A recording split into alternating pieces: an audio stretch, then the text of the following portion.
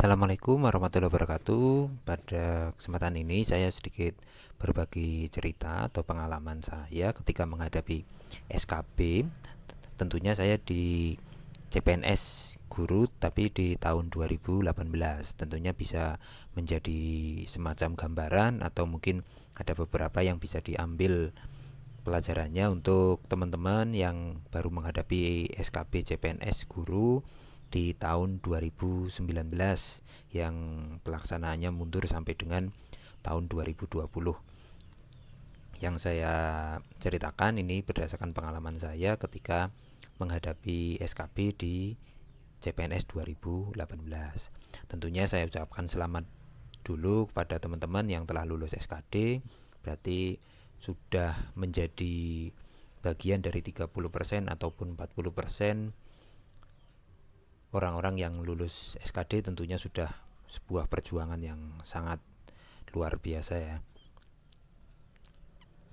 Apalagi dari pelamar yang jumlahnya untuk yang ikut SKD sampai dengan 3.300.000 untuk hampir 37 formasi baik di pusat maupun di daerah. Tentunya ini sudah satu langkah yang sudah berhasil, tinggal melanjutkan ke langkah kedua yaitu SKB. Adapun untuk SKD itu sendiri kan sudah 40% dari nilai akhir. Jadi ini sudah ya separuh langkah atau 40% sudah kita dapatkan. Adapun untuk SKB tentunya perlu persiapan lebih, mengingat SKB itu sendiri nantinya menjadi komponen yang cukup besar, 60% dari nilai akhir. Ini yang akan mungkin masih bisa bersaing walaupun kalah di SKD. Untuk menghadapi SKB itu sendiri, ini sekedar tips dari saya. Yang pertama tentunya belajar tentang materi-materi yang sesuai dengan bidang. Terus yang kedua ya tentunya berdoa. Yang ketiga jaga kesehatan, apalagi untuk kondisi saat ini yang tentunya perlu banget untuk dipertimbangkan, yaitu pilih lokasi strategis. Strategis di sini ya mudah dijangkau dan secara keamanan bagi calon peserta SKB paling bisa dipastikan. Untuk materinya, di sini saya ambil materi saya. Kebetulan saya dulu calon guru kimia, tapi ini sebenarnya hanya yang membedakan hanya di bidang kimianya saja. Untuk yang lain akan sama persis di 3 bidang yang lain. Yang pertama tentunya materinya di sini karena saya guru kimia itu kimia. Ini menyangkut materi-materi seperti apa yang kita ajarkan di kelas. Kalau mungkin ada sebagian dari calon peserta SKB sudah menjadi guru. Terus yang kedua yang ada di soal SKB itu adalah teori belajar, yang ketiga metode pembelajaran, dan yang terakhir adalah PTK atau penelitian tindakan kelas. Untuk SKB kimianya ini semacam gambaran aja. Materinya itu berupa materi-materi yang ada di sekolah, tapi di sini akan lebih enak kalau teman-teman, saya sarankan untuk mapel lain juga belajar dari soal-soal UN.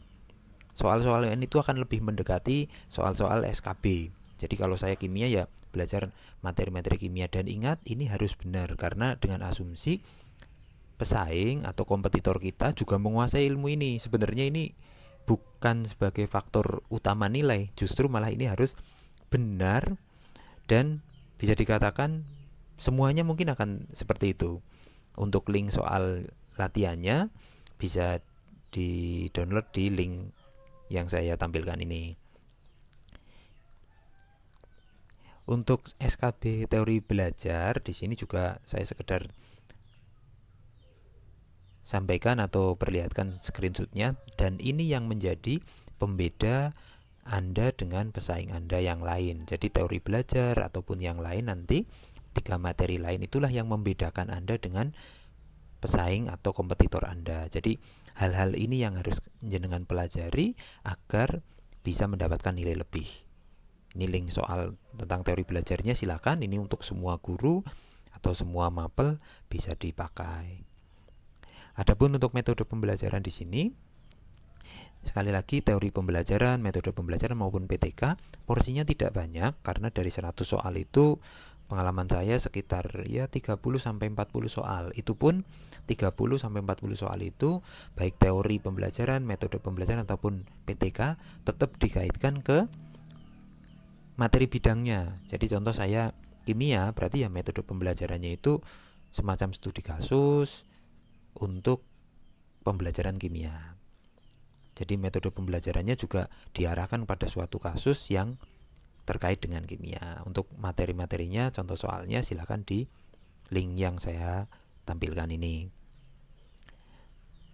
Untuk yang PTK, ini yang paling banyak menggunakan kasus di materi bidang. Contoh saya kimia, jadi ada suatu kasus di dalam kelas, kita harus merancang sebuah penelitian tindakan kelas, kira-kira apa yang menjadi masalah, apa yang menjadi solusi dan bagian-bagian dari PTK itu juga harus dipahami.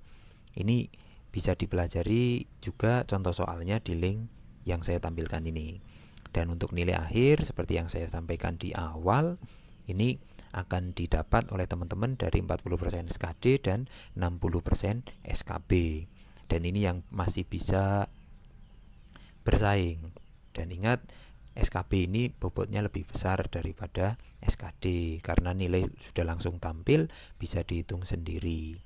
Mungkin itu beberapa tips dan masukan yang bisa saya sampaikan berdasarkan pengalaman pribadi saya menghadapi SKB di CPNS tahun 2018. Semoga sukses para teman-teman pejuang NIP dan mendapatkan NIP.